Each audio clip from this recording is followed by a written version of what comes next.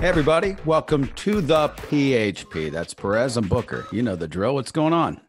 Well, we teased it last week, I think, but we got the big expected royal visit in the UK. A lot to discuss about Meghan Markle and Prince Harry. Also, Brad Pitt and Angelina Jolie. It makes me happy. I mean, it doesn't. I do not take joy in the misery of others, but it's not that serious. However, seeing old people fight and being sloppy makes my life seem boring and better. So I'm grateful for that. It's a good way to put it. They are just being ridiculous, Brad and Angelina. Also, some drama with BTS. Really? Yeah. We'll get to that. Of course, we've got some updates on Johnny Depp and Amber Heard. And we're going to be interviewing Jackie Siegel from the Queen of Versailles, that documentary and the new show of hers. All that and more. But first, how are you? I'm good. We're both tired. We went to see the Backstreet Boys last night. It was Perez's big surprise, which I kind of figured that's what it was, but good times. Hollywood Bowl. You can't beat it. I know. Yeah, it was good times. I'm surprised you figured it out so simply. I'm surprised you even knew they were at the Hollywood Bowl. You know what I did? When you gave me the date, the first thing I did was search concerts that night. And literally, it's the first thing that came up. And I knew because you love the Hollywood Bowl. I love the Hollywood Bowl. It's convenient for both of us. I knew you would think that as well. Home run. Girlfriend likes Backstreet Boys. So, you know, it's a lot of fun. Perez was on his phone the whole goddamn time. Let me ask you a question. You're taking video of the show. Yeah. And I mean, technically you're watching the show, but you're kind of watching your phone as you're taking the video. I mean, almost the whole goddamn show. Nuh-uh. What are you going to do with all that footage is my question. Like, I'm sitting there wondering, like, where is this going to go? You can't really post it anywhere. I'm going to post some of it on my YouTube. Can you do that? Yes. Just not the music parts, right? Like if they're talking or if it's a breakdown or changing clothes or whatever the acts were that they were doing. So I looked at the set list online and I saw, which are the big hits and where, and I wanted to make sure I didn't record the entire songs. I did half of it or something like that so that I could still enjoy the songs. But if I record a few of them, like, I don't know how it works, but sometimes half of the time I get a copyright claim. So then I have to edit those out of the video. Okay. And the other half of the time I'm allowed to put it on YouTube. So I'll put those up on YouTube. Oh, all right. I don't know how it works or why, but. Well, we have the best seats, by the way. I mean, we are dead front center, the best seats. Like you could see the whole stage. It sounds perfect. We saw Nicole Richie there, which I thought was like somebody that I knew. You literally said it's somebody's wife. Yeah, I was like, I think that's one of my buddy's wives or something. It sort of is. I mean, I used to know the husband years ago, but I couldn't place her. There was all kinds of random celebs floating around, but we had great seats.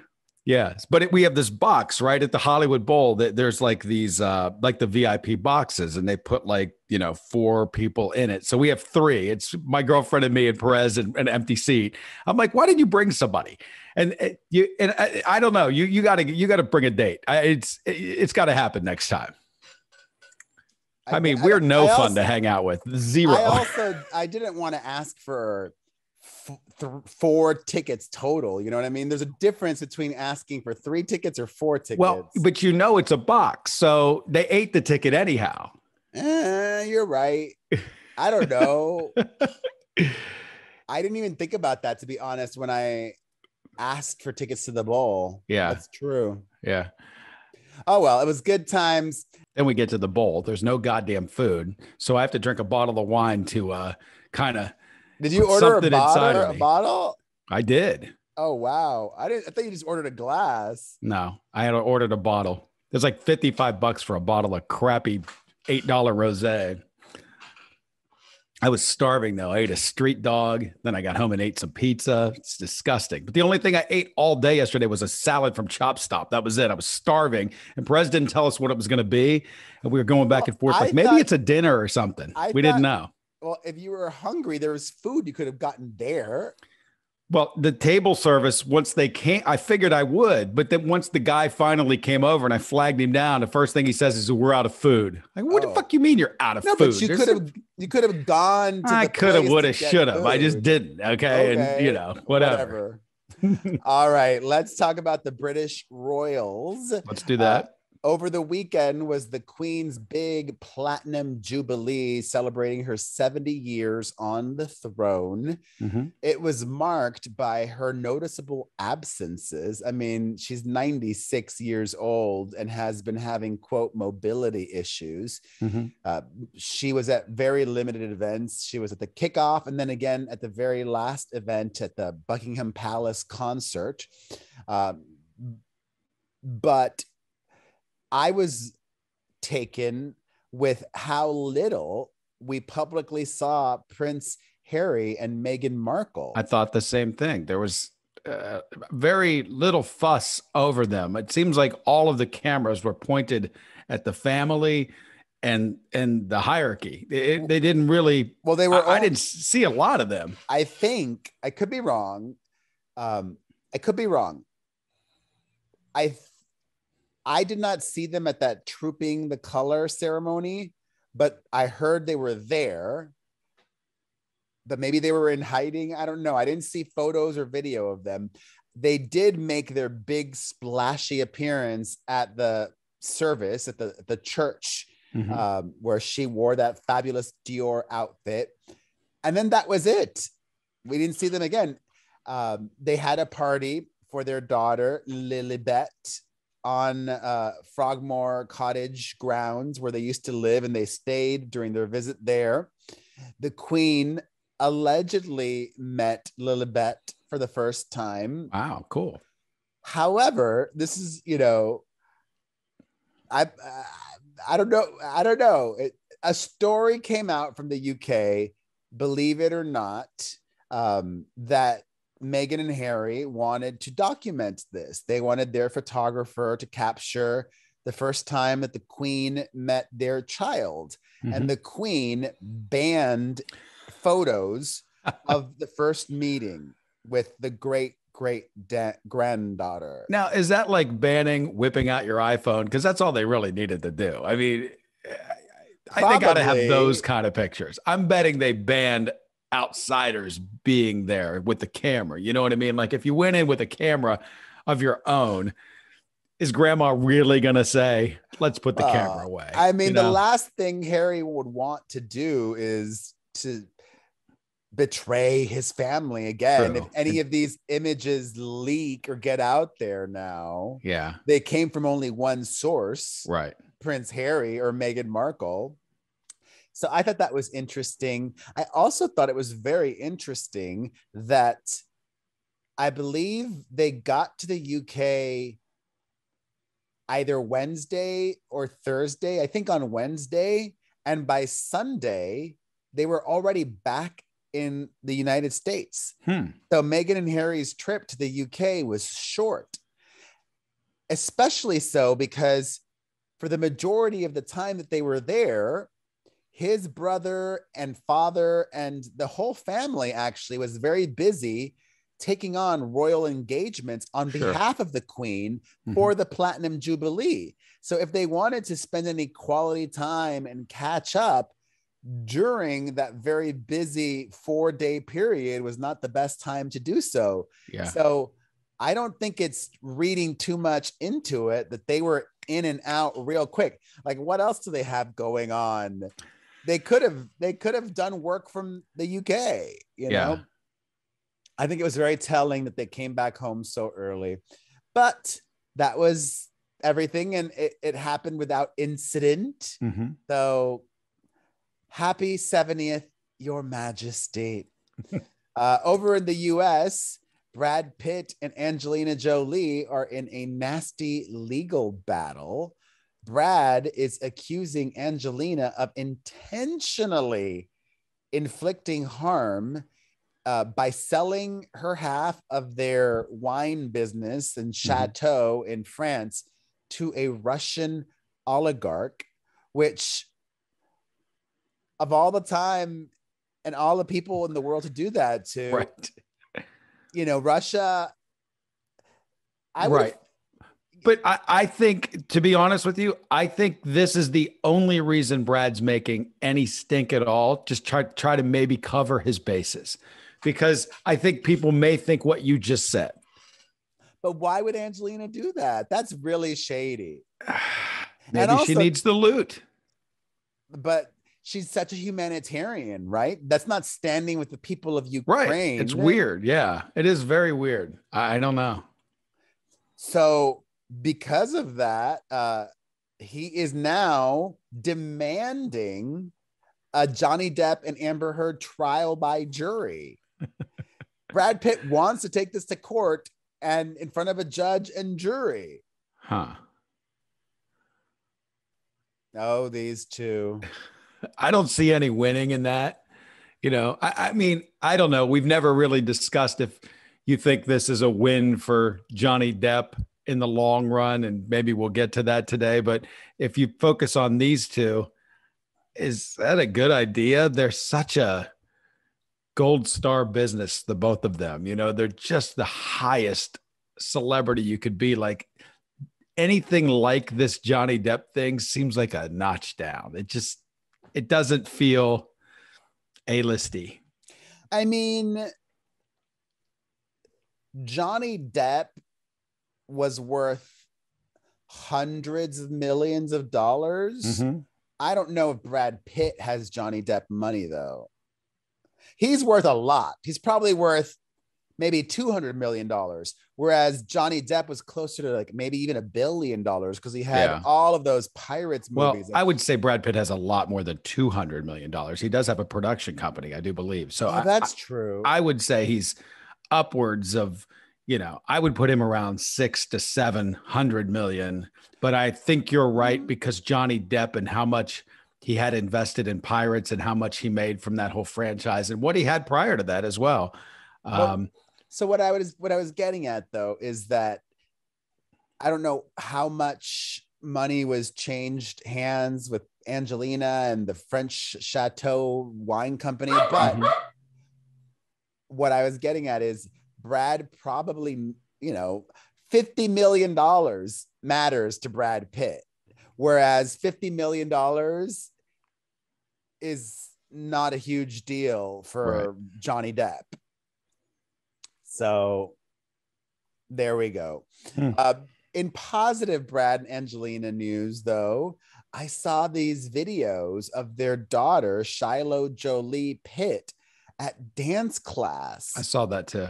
And first of all, I shared it, but I need to clarify, I have this no kids policy. Yeah. But she is at a professional dance studio where they film the classes. And when you go there, they're going to film the classes, and you go with the understanding that you're going to be shown to the world. So she chose that. And she was great, by the way. I thought she was awesome. Yeah. She was she was a little, shy at first, but when she got into the song, like, she really let loose. And I think she's only been taking these classes for a little bit, so she's going to be even better. So I'm excited to continue to see her flourish. And God, I cannot believe she's 16 years old already. It's wild. Kids make you feel old. Indeed. Keep it up, Shiloh. All right. In more couples news, I wanted to think the Spanish media had it wrong, because Spanish media often has things wrong. Oh, really? Oh, yeah. But this was Spanish media from Spain. So it's different. It's different than Spanish media in the UK. I mean, in the US. Spanish media in the US consistently wrong. Spain, they got it right. They were reporting that Shakira and her soccer player baby daddy of over a decade were calling it quits, or were on the outs because he allegedly cheated on her, that she found him in bed with another woman and he got kicked out and was staying at a bachelor pad, and they had all these details, and he was going out clubbing. And right. It sounded very telenovela. You know what I mean? Like I was like, well, I don't know at first, but she released a statement confirming that they have split. And let me read to you the statement, because the statement is very telling, I think. The statement read, quote, "We regret to confirm that we are separating. We ask for privacy at this moment for the well-being of our children, who are our maximum priority. Thank you in advance for your understanding and respect." Oftentimes, not always, but when you have a celebrity split, saying, "Oh, this was a very difficult decision after much consideration, and we have nothing but love and respect for each other, and we're going to remain friends and co-parents." None of that. Yeah. It was very terse, short and to the point. Yeah. And focusing on privacy because of all of these stories. Shakira is so banging and just seems like a great person and a great mom. She's got that video when she's doing that, my money don't jiggle, jiggle, it folds, and she does the whole dance. I'm telling you, I've watched her do this at least 10,000 times. I am so infatuated with Shakira. I think she would be my number one on my list. She's just a timeless beauty. I love Shakira. Well, I'm sending her a big hug because I am too. Men, relationships. Johnny Depp and Amber Heard, the verdict came in literally almost moments after we recorded our show last week. Everybody knows by now the results. Johnny Depp won on all his counts. Amber Heard won on one, but lost on all of her other counterclaims. And the one count that she did win, it was something that Johnny Depp's lawyer said, not even that he said. She has to pay him over $10 million. Originally, it was $15 million, but that amount was reduced to 10.35 because of some specific law there in Virginia that caps punitive damages. I will say this. I watched too much of that trial. but I did not watch every single moment of that trial. Yeah. And that jury did. And I would like to believe the jury reached the correct decision. Yeah. I think the big issue, unfortunately, how you perform on the witness stand matters. Mm-hmm. Even if you have people testifying and corroborating what you said, if you come across as not credible, you're doomed. Yeah. And unfortunately, I don't think this is the end of this story. She has said she's going to appeal it. And now, like, bizarrely, she's even commenting on a random stupid stuff. Like, Johnny Depp joined TikTok because TikTok was huge in the pro Johnny Depp movement. Sure. And she commented on his joining TikTok. Like, why? Like, let him join TikTok. You don't need to comment on that. Right. Step away from the vehicle, ma'am. Step away from the vehicle. That's the old saying. She's pissed.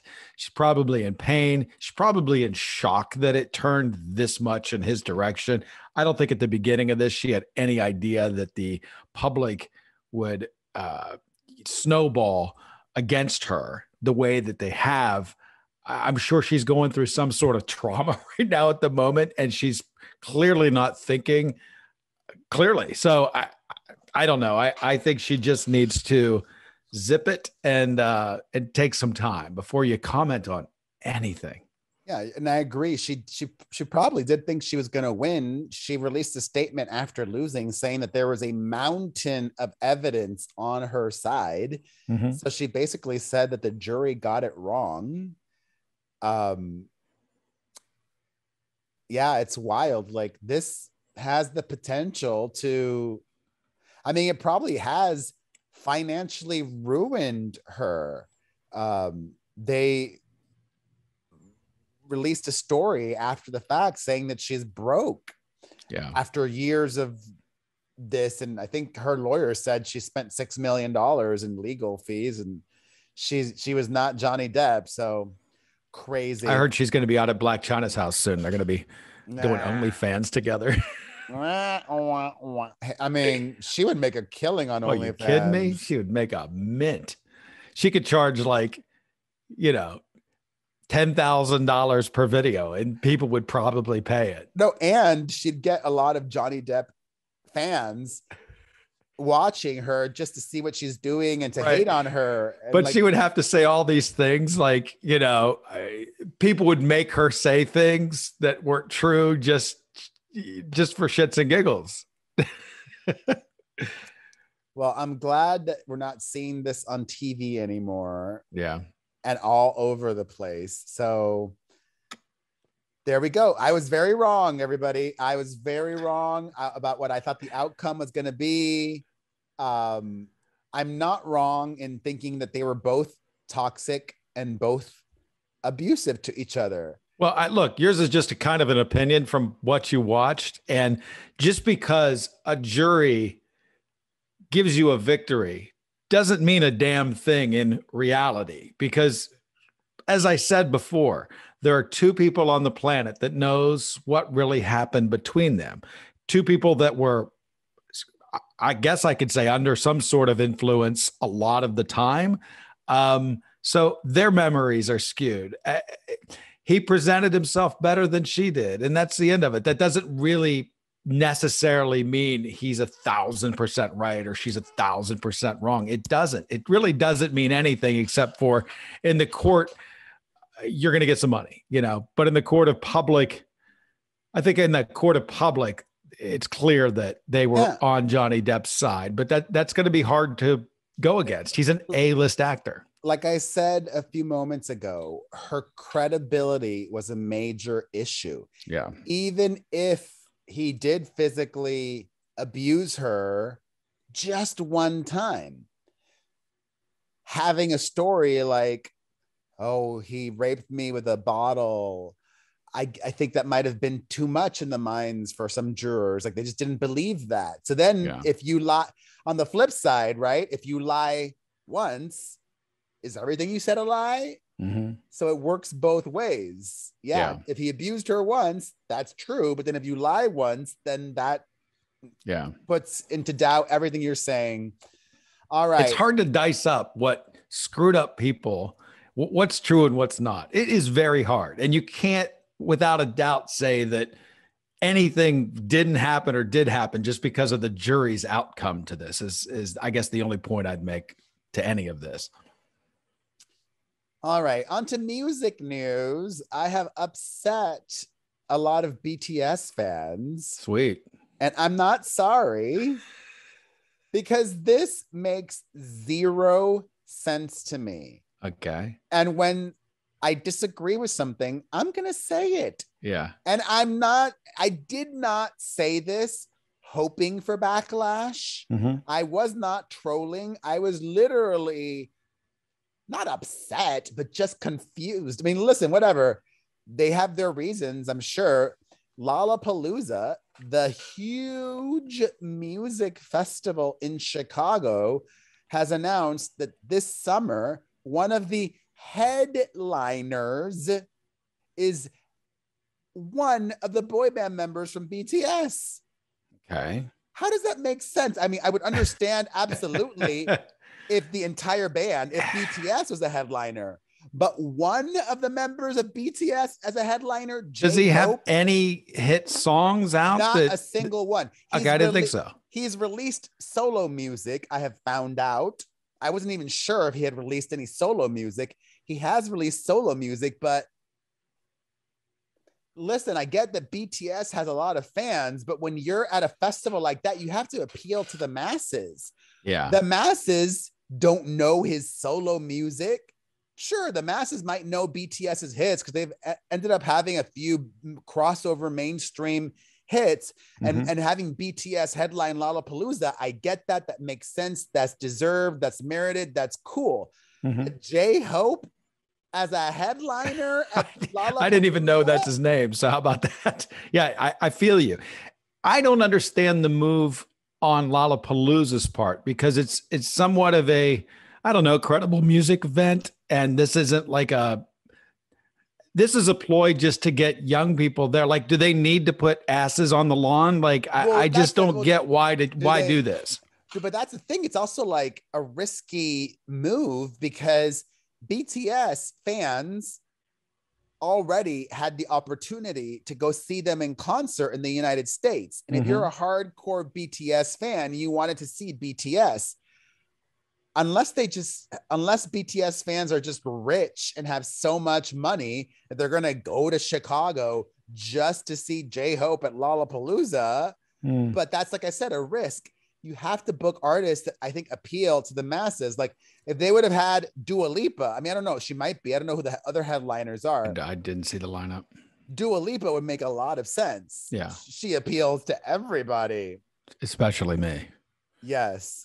So that was weird. Are there any BTS fans who think this is a great idea? I don't know. Call us. Let us know your thoughts on this. 800-721-1185. In more music related news, I love stories like this. The iconic British songstress Kate Bush has scored her first ever US Billboard Hot 100 top 10 hit with a song that's nearly 40 years old, or I don't know, it was released in 85. So my math is awful. Yeah. Almost 40 years old. Almost 40 years old. Almost 40 years old is like accurate. 37 years old, something like that. So Running Up That Hill was featured prominently in various episodes of Stranger Things, the new season that recently premiered on Netflix. And that really drove not just streaming, but also people making videos with it across social media. And I love it because I love Kate Bush. Kate Bush in some ways was like the original Kate Bush. Like the original Tori Amos. No, I was going to say that. Sorry, stole your thunder there.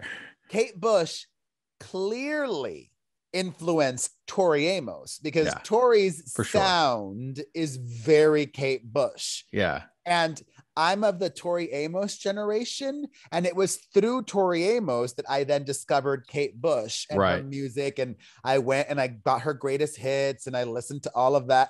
And I prefer Tori Amos's music, but I love also Kate Bush. And also then when I did a deep dive, I'm like, she's just as wacky as Tori Amos.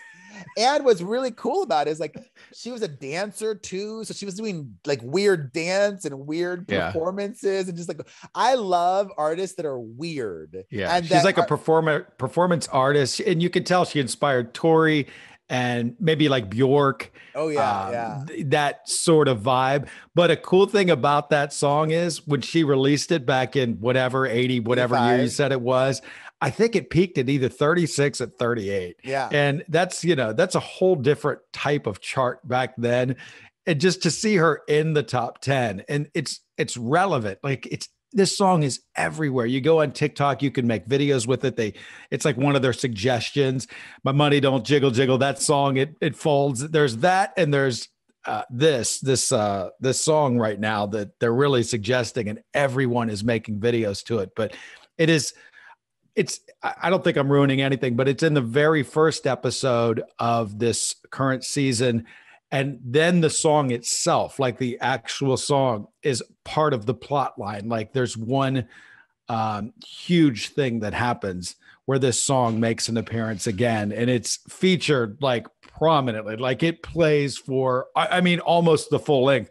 Perez and I were talking last night. This is when songs were long. This is like a 5-minute song, So almost the whole thing plays and you hear it. It works with the scene. I can see why kids are loving it. And Stranger Things, My God, is so good. Like season 1 was great. Season 2 sucked it. This season, or three got it back, and this fourth season. And I think they're going to split this fourth season up where there's like a 2-hour episode at the end or something. I forget how they're doing it, but it's like a movie at the end. Oh, But it cool. is so incredibly well done. I mean, what are they, the Duffer brothers or whatever the fuck their names are? It is so well done.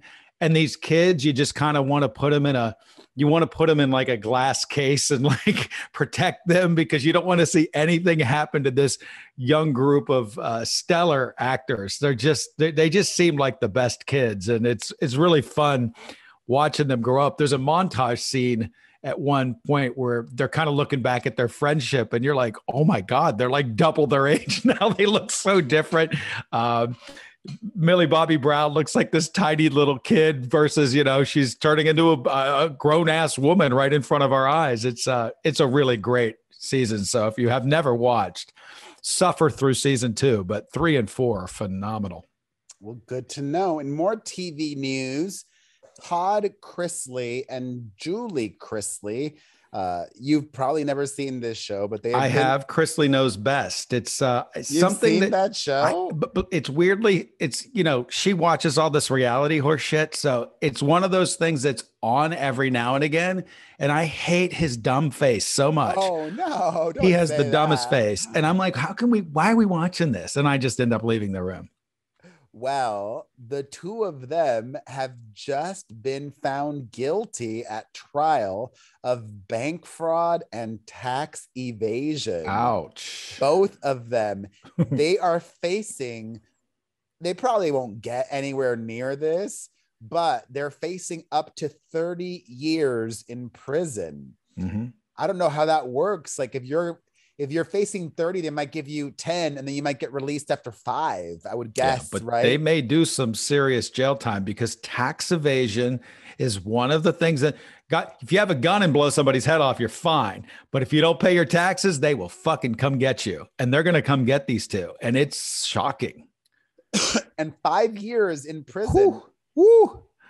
I mean, they're facing up to 30. They may get 15. They may get 30. I mean, the government does not screw around with this stuff. And if you do this on purpose and they see your intent, and this could get crazy. This will be interesting to keep our eyes on. But well, on to the film world. This upset me very much. Wait, actually, you know what? I might possibly take my kids to go see Top Gun. You gotta go. They'll love it. I think they'll love it. And we were having this conversation the other day about like young people. For us, it's nostalgia. Like we know the first one, we remember the first one.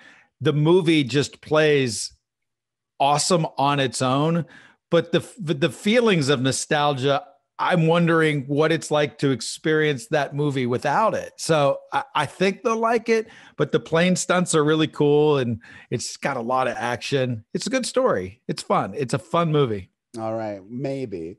In the film world, this upset me a lot because I love scary movies. I've seen every single Scream film in the theaters. And Neve Campbell, Sydney Prescott herself, says that she's not returning for Scream 6 because the studio is not willing to pay her what she believes she's worth. You can't do another Scream movie without her. Right. Is there demand still? I mean, was 5 relevant? I remember I remember the first one, and I don't think I've seen any since then. So is it still a bankable thing where people will still show up? Yes, absolutely. Okay. So that was very lame. Some music news. Lance Bass says that he's trying to get a hold of Britney Spears, but she still has a quote wall around her following her conservatorship. She's changed her number. He doesn't have access to her number. Blah, blah, blah. Maybe she just doesn't want to talk to Lance. I was just going to say that. Like maybe she has no interest in keeping up a friendship with someone that she never really had a true friendship with in the first place. Like, move on, brother. Move Although it's on. He seems so thirsty in this. Like, what's stop so talking about Britney. I get it's the same time frame as you, but of pop relevance. But come on, leave Britney alone. what's so weird is, um, I, how do I phrase this? I I was originally wrong about the Free Britney movement, but there is a sect. There's a part of the Free Britney contingency that is just conspiracy people and loonies. Not Yeah. all of them, but there is a part of them. And this Free Britney I'm movement, putting it at 80%, but go ahead. the Free Britney movement is still very much alive. There's all these conspiracy theories still floating around social media. I'm like, she's free. She's free. You know, Right. literally like wild theories that I don't even pay attention to, but I know I see that they're like speculating this, that, and the other, and it's just crazy. Also crazy, especially because I think I know why. There were a lot of people upset with Madonna when her son, David Banda, whom I think is like 17 years old. I don't know. Let me see. David Banda. He's like an older teen. Mm-hmm. He is 16 years old. He'll turn 17 in September. He went out with his mom to some boxing event, and he wore a dress. And a lot of people were upset at that and upset at Madonna. This one verified account or an author or something like that tweeted the following: "This is a son of Malawi, an African man adopted as a baby by a wealthy American celebrity and turned into a spectacle, a prop, an accessory for Madonna's fashion statement. Africa is not your zoo." And it just upset me seeing the response that got, because, and I don't think I'm speaking out of school here, and it's not really my place, but from people in the community I've heard, there still is a lot of homophobia in the Black community and in the African community as well. And I think that seeing this young Black man in a dress triggered a lot of homophobia in people, and that sucked. Well, there's a whole thing about, and comedians talk about this, actors will talk about this, Black actors talk about it, like no matter what, at some point in their career, a lot of young Black actors have been forced to wear dresses in their movies and their performances or whatever. And there's a whole thing surrounding that. It's an interesting conversation to listen to. Like you, I don't have, this skin in that game. Pardon the pun. I don't know if I should comment on it other than to say there is that conversation out there. So I think this guy might be kind of trying to get in on that conversation that's happening. So I don't know. Look, everybody's got an opinion. That's the world we live in. Who cares? That's his dumb opinion.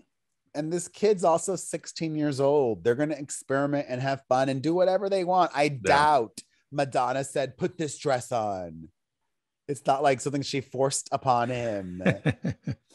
Anyways, on to some legal news. Nene Leakes, formerly of the Real Housewives of Atlanta, is being sued by her boyfriend's estranged wife for stealing her man, basically. I forget the exact legal term.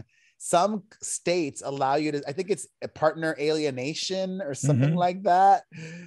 She's denying that, but it seems silly because the woman is silly. Well, the woman is, quote, only suing for $100,000 in North Carolina, extramarital partner for alienation of affection. There we go. I mean, I guess Nene might just settle it to make it go away, because fighting a stupid lawsuit might cost her more than $100,000. Yeah. But that was just funny. Nene denies that, though. On onto the Kardashian Jenners. Pete Davidson was spotted out at the Grove shopping mall here in Los Angeles with Kim and Kanye's son, Saint. Mm-hmm. And Kim was not with them. So Pete was babysitting. I found that interesting. I mean, technically, you know, Kim can do whatever she wants with her kids when they're under her care. Yeah. But I would imagine that a move like that would really upset Kanye. Like, why are you having your boyfriend take my son out shopping? Look, he clearly has a relationship with his girlfriend's kids, which is completely natural, normal. And the fact that he's invested enough, he knows who he is, that he's going to go out into public, just says to me he's serious in this relationship and he's taking this role as, you know, guardian for the moment. Seriously. I mean, you know, if you said he was at some bar there and he was having some drinks, then I would be a little worried, but it doesn't sound like that. He went shopping with her kid. He's got his relationship with that kid, friendship, whatever you want to look at it as. I don't find this even remotely weird. And I don't care what Kanye thinks. I mean, you know, they're broken up. What are you supposed to do? Like, not live your life? In speaking of Kanye, according to reports, he and his girlfriend of many months, Shanae Jones, have called it quits. He was spotted recently out on a movie date night with another girl. So Kanye is just having fun being Kanye. It's also his birthday. Happy 45th birthday, Kanye. We're almost the same exact age. Wild how that happens. And finally, not confirmed yet if he's the father or not, but Nick Cannon is currently expecting his 8th child. And his baby mama, who gave birth a year ago to twins, is pregnant again. And there's a lot of speculation that he's going to be the father of her other child or children, maybe even more twins. So he might have babies number 9 and 10 on the way. Congratulations, Nick Cannon. All right, let's take some calls.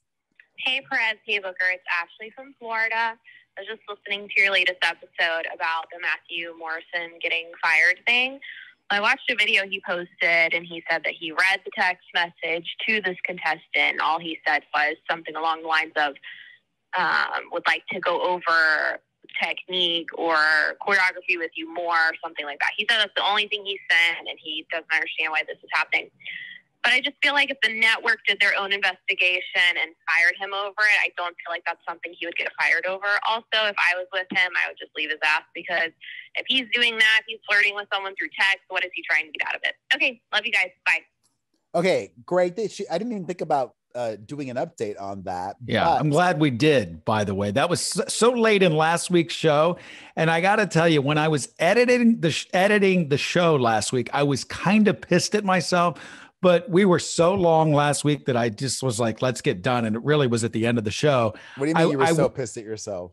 Or what? Why were you pissed at yourself? Because I wanted to say, what did the text say? Because we didn't know at the time, we didn't know. Right. But the whole world was like just making some sort of assumption that there was some sort of sexual innuendo, or that he was, and you did too on this show. Like, well, that was, ladies, you asked the question. That's what was reported. It literally.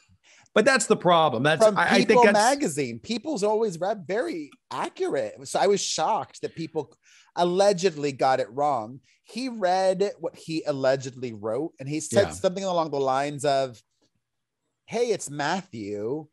This is my number. Call me. I want to discuss something with you. Something like that. Yeah. To me, that's not flirty. I do understand how that goes against the rules, though. Yeah, I don't have a problem with that part of it. I have a problem with everyone making the assumption that there was some sort of quote cheating or sexual attraction, whatever. I have a little bit of a problem that it wasn't really reported as that. And I saw as the week went, I listened to other shows. I see what other people are talking about. And this guy just being tossed down a flight of stairs, no trial, no jury, his, reputation just being pummeled with no opportunity for a response. So he clearly had to make a response. I wish he would have just showed everyone the text message, but he did a couple days afterwards, but not.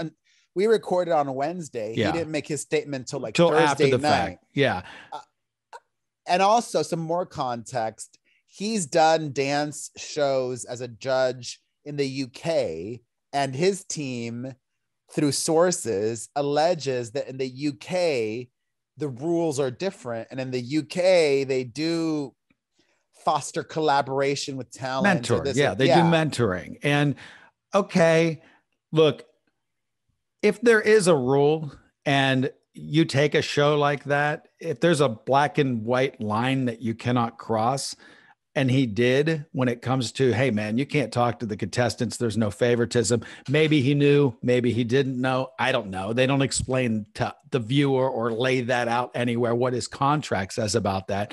And I'm sure he probably violated that sort of part of that contract, but just to say the guy's guilty and try him in the court of public opinion, I feel like that happened. And I was, like I said, I was mad at myself that I didn't do my usual Booker due diligence of, well, what the fuck did he say? Because maybe he wasn't flirting and I didn't do it. And I'm mad. That's why I was mad. All right. We didn't know at the time. Yeah. I don't know. Well, we made the assumption, and I felt the angle on this show. We sort of cast him as guilty, and I did not mean to do that. Matter of fact, I feel like that is my role on this show, to call bullshit on things like that. So, and I'm not saying he didn't either. Fuck, he could have sent a picture of his dick for all I know. I have no idea. But to let him get just tried publicly without having the facts is very unlike me. Here we go. Hey guys, love the show, long-time listener. I've called in a few times. I just got a random question, doesn't really have anything to do with the show, but it just kind of popped in my head. I guess it's more for Perez. I was just wondering, I just kind of stumbled into the world. Oh no, what happened? And, Hold on. There's different podcasts with NT Lawyer and things like that. So I was just wondering, how much of the blind items that come out about celebrities do you believe, and how accurate are they? Do you keep up with them? So that was my question. Thanks, guys. Love you. I'm not a huge fan of blind items. I think half or more of them are fake. So there you go. I understand why some of them do blind eye. I do blind items sometimes, for legal reasons. Sometimes it's safer to do blind items because, let's say, Taylor Swiftica, this pop star that doesn't exist. Let's say I personally see her snorting mountains of cocaine at a party. Uh-huh. If I report that, even though I saw it and it's true and there were witnesses, we know how the legal system works, I could still get sued for that. Yeah. So if it's something that's a very litigious, contentious like that, doing a blind item saying, this starlet, this pop star was Taylor Swiftica. Or something like that, right? That was just the first name that came to mind. That's the funniest thing you've ever said. Taylor Swiftica. It sounds very swastika. It's very anti-Semitic somehow. I don't know. It's very weird. I don't know why.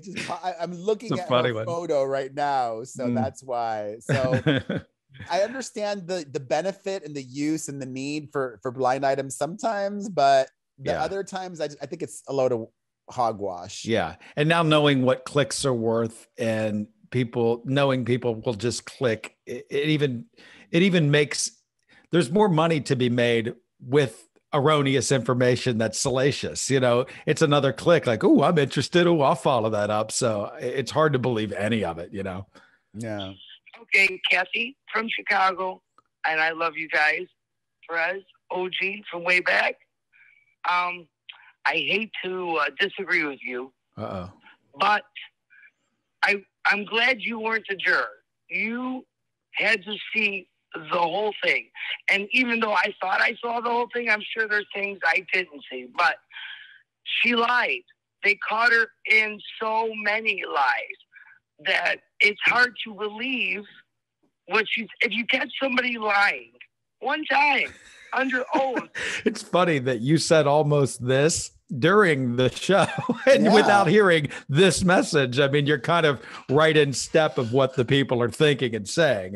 She makes a good point. You made a good point. And yeah, good call. Really paying attention. Let's get another one here. Hi, Perez Hilton podcast. My name is Susan. I am calling from LA. I just want to say, Perez, I've loved you ever since, like, forever. When you were a really mean gal, I loved it. I loved your Don't Call Me Latina Jessica Alba, or Jessica Don't Call Me Latina Alba days. And I've loved your whole just growth and your kids and your mama. You are so, like, just the perfect Latino son. And I just want to say that, Booker, you are so hot and sexy. Your voice is amazing. Wow. It's the greatest fucking call ever. Please let's get more stories from Booker. You guys are so cute. You guys are like the dynamic duo, the juxtaposition. Yeah, okay, thank you. Speaking of dynamic duos, we're doing that lady show this week, aren't we? That's Friday. Yeah. What's her name? I don't like to reveal these things before they happen. I don't know. People might have plans for how they announce it or whatnot. Yes. I think promoting things is the reason you do it. So yeah, afterwards. Okay. Not before. No, I'm pre-promoting. I like to pre-promote. You're a dork. Jesus. I love All that right. makes Well, me a dork. let's throw to my interview now with Jackie Siegel. She's married to a billionaire, is the star of this new reality show, The Queen of Versailles, The Queen of Versailles Reigns Again. And I don't think I've ever spoken to somebody worth that much money. Well, I have. I've spoken to Oprah before, but it's great to just pick their brain. So enjoy this chat. All right.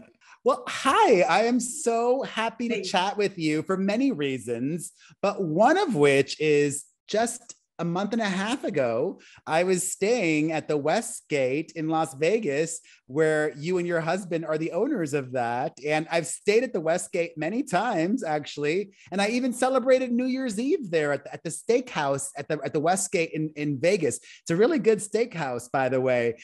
So have lots to talk to you about. But well, now you're really getting me upset because we were probably there at the same time. Oh, and we never hooked up, and I could have taken much better care of you. I was there during spring break with my kids in March, but I loved it because one of the things I love about, well, I'm not going to spend, I don't want to talk about it too much. We'll talk Vegas later, but one of the things I love about the Westgate is it's like connection to Elvis Presley and like the history of that and the history of Vegas. Like I love that side of Vegas because his ghost actually lives there. And I produced my Mrs. Florida, actually Mrs. America and stuff there. And one of my girls said that Elvis Presley has the hots for his ghost. Well, I'll have to go searching for Elvis's ghost soon. But we're here to talk about The Queen of Versailles Reigns Again, your reality show or docu-series streaming now on Discovery Plus. Many people were familiar with the documentary that came out a decade plus ago. Correct me if I'm wrong, but I don't think you and your husband loved the outcome or how the documentary turned out. So my question would be, if you weren't pleased with that, why do a reality show then? Well, it's my husband wasn't pleased. I mean, I was Oh. okay. I mean, my husband didn't like the way that he looked, because it always looked like he was like pissed off and stuff. And we were going through a difficult time financially, but we survived and we ended up back on top. But he was really upset because he would kick the camera people out and then out the front door, and I'd let the camera people back in through the back door, and he'd turn around and be like, in his underwear or whatever, and there'd be a boom over his head, like, so he was just like pissed off, like, from that. But but it all turned out good. It's actually in the top 50 most watched documentaries of all time worldwide. And wow. You and your husband overcame that, and things are good now. And the whole concept of the documentary was about, having to stop building your dream house in Florida, but you've since resumed. And it's been, how many years total have you been working on your mega mansion? Oh, you're killing me. Yeah, it's been since it was a thought, and we bought the land almost 20 years. I think we broke ground around maybe 17 years ago. Wow. And it's still not done. And it's still not done, but I'm going to get it done. Your goal is to be done by the end of this year. Is that still on track? And it's not going to be done by the end of this year. My goal is to have it done by May 3rd, 2023. Next year, for my husband's 88th birthday. And it's been a whirlwind with the house, because you understand, like, during the financial crisis of 2008, the bankers made us put the house on the market. I guess no one had $100 million in their pocket to buy the house. So we ended up back with it. And then we started building it again. And then we lost our daughter, Victoria, one of our 8 kids, to a drug overdose. And it's like, with all the money in the world, we couldn't bring her back to life, and the house didn't matter anymore. So we took like a hiatus from the house, because we were just like in a different emotional state. But then we started our foundation, and we started saving lives, and that helps me heal, to really give back to this world. And I realized that the house is, everyone wants to know about the house. And if I finish this house, it's really going to give me like the ability to like, my passion is now saving lives, to use the house as the tool to gain the attention, to give people like the message and warn them about the fentanyl and everything that's on the streets and all that. You turned this really awful experience into something to help others. You started a nonprofit or charity. Can you tell us a little bit about that? It's named after your daughter. Yeah, so we have the Victoria's Voice Foundation. Her name was Victoria, and we're doing so much. It's just like, we've gone nationwide, because we also we are a location on the West Coast in Las Vegas and here in Florida. We got the Narcan to all the available for all the first responders in America, and if like that wasn't enough, then now we're just starting the victory clubs, and we also we're launching Beauty for Good, where I'm involved with the Mrs. America and Mrs. World pageant, which we host at Westgate, Las Vegas. And the Mrs. America is coming up in August, and Mrs. World in December. All of those girls use our Victoria's Voice platform because they're all mothers or going to be mothers. And they're talking about the drug epidemic, and they're all out there as like beautiful warriors saving lives. And it just, everything fell into place in my life.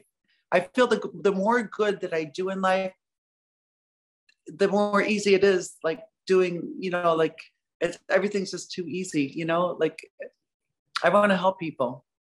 your husband at the beginning of the new Discovery Plus show, he was a little unwell. How is he doing now? He's out of the hospital. He's doing better.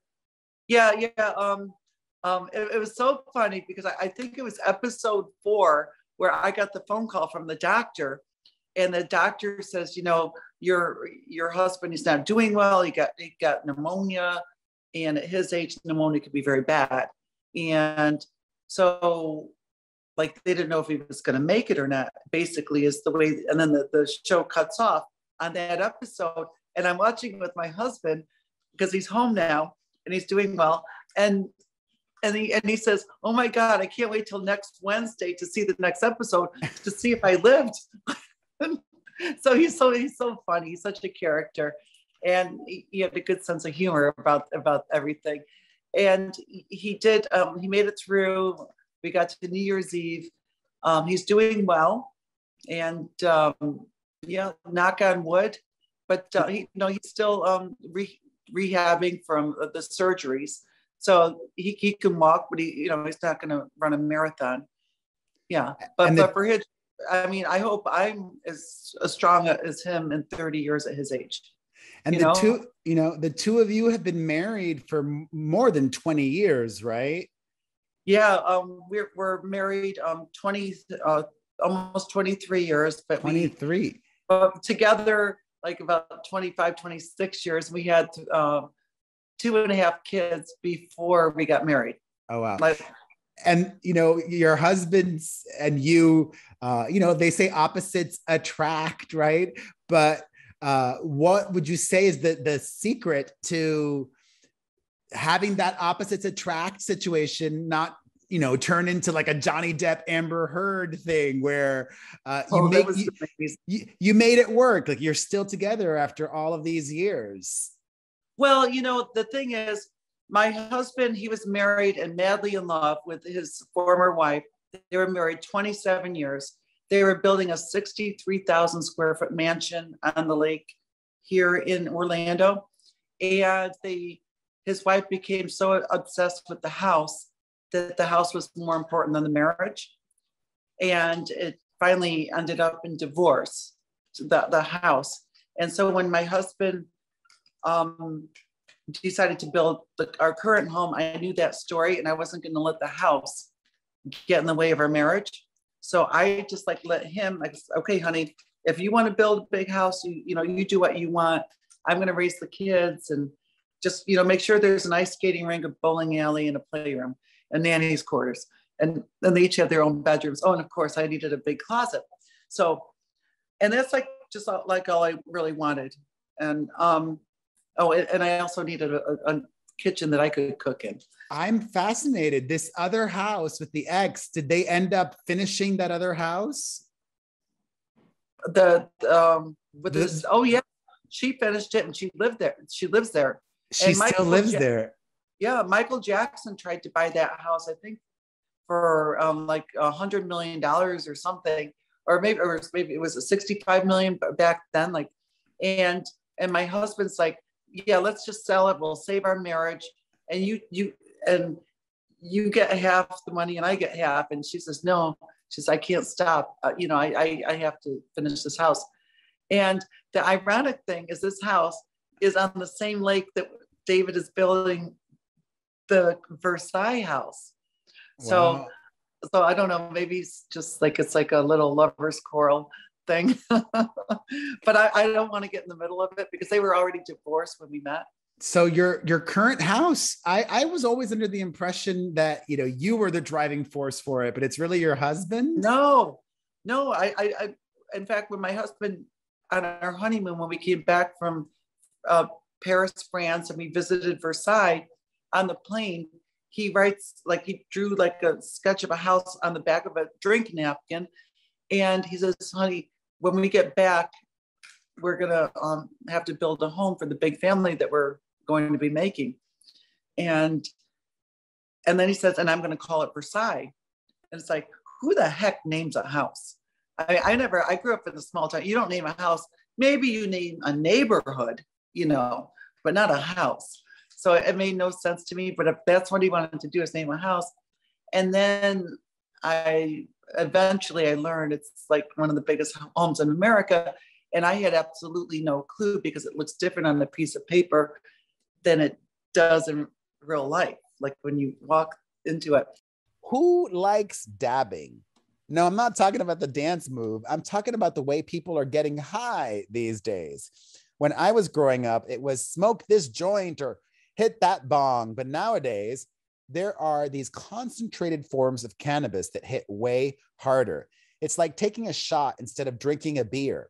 And this brand, Boundless Technology, has the best way to dab. And I'm very excited to tell you about the limited edition Rainbow Chrome Terp Pen for dabbing. Let me tell you why you're going to love this product. First of all, there are only 1,000 available.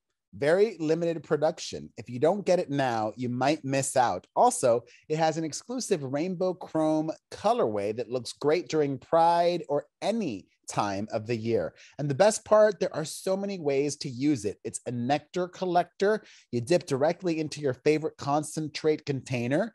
The dab tool technique, you load your wax on the tool and then vape off the tool. And it also acts as a traditional wax pen. Also, this pen heats up instantly with no buttons, just inhale to activate. No butane or torch is required. Literally, it could not be easier. So everyone go and buy your limited edition Rainbow Chrome Terp Pen right now before they're gone. Go to boundlesstechnology.com and enter code Perez10 for 10% off. And let me tell you, they're only offering this exclusive discount to my listeners. So take advantage, y'all. That's boundlesstechnology.com and enter Perez10 during checkout. So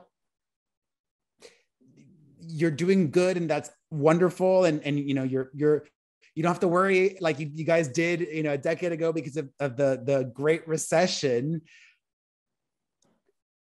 Some people might say that's not enough for you and that you want to do the reality show because you want to be famous too. How would you respond to those people? I think that I'm enjoying the fame because it helps me with my mission of saving lives, because now I can go, I'm being invited to speak on behalf of Victoria's Voice. And I've been I was just invited to speak to the heads of all the incarceration centers on their convention. And I spoke to all of them about the drug epidemic, because people in jails or in prisons, I mean, they're victims, like they're doing drugs and they're raising kids so that their kids can follow like in that same path. So it really is quite fantastic, because what makes me feel good and with my mourning of losing my child is with the fame, I'm not just like absorbing it and like, I don't even have a product line out there. Like I'm not using it to make money.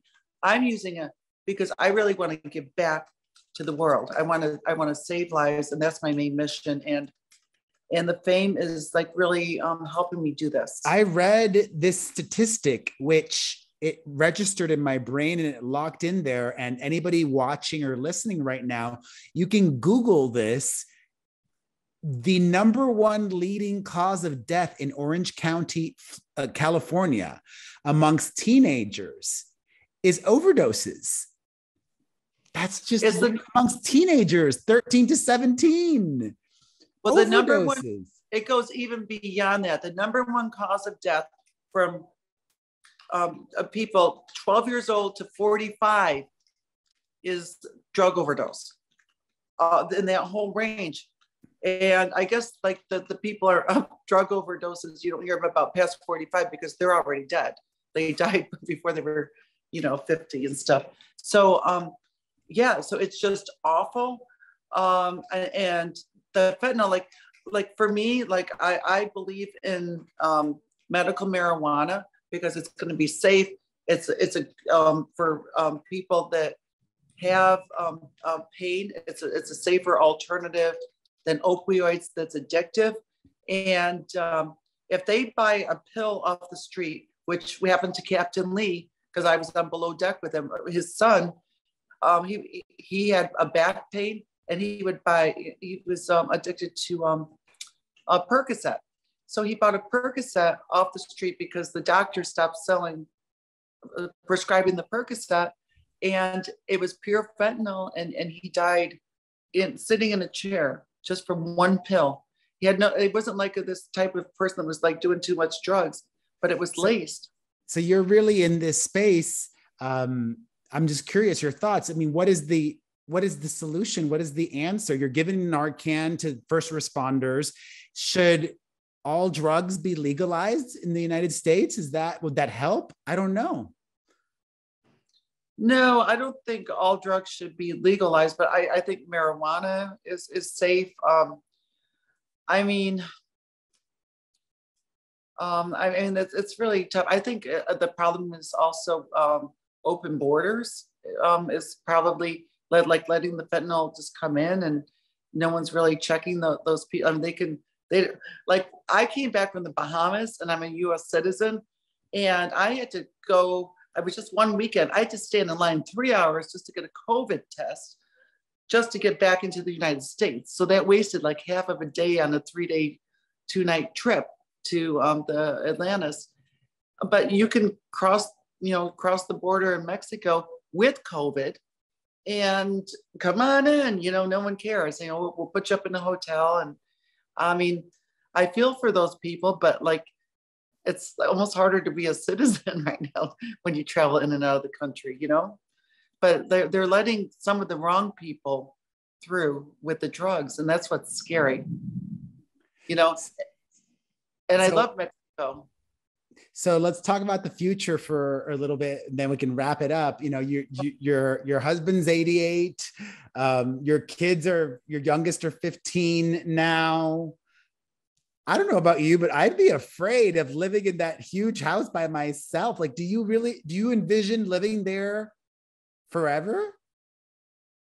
I envision living here for the rest of my life. But the thing is, I actually don't ever think I'll be alone there. My kids are having a great time designing this house with me now, because I needed their help, and I figured get the kids involved, because then if my husband doesn't like something, it's not all on me. I get the kids. Oh, that was the kids' design or something. No, but I have so many friends right now, and I'm going to be doing so many events there. I want to have retreats there. I want to do things for even retreats for Alcoholics Anonymous and things like that. At our house, where it could be like a spa day there and things like that.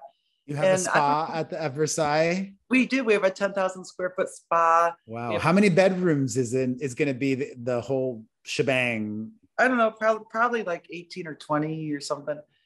But we're still adding on, because I'm getting too many friends, and they all are like, oh, make sure you have a room for me, So I'm adding some guest houses and things like that. Oh, wow. And what are some of the things that your children insisted on that they really wanted?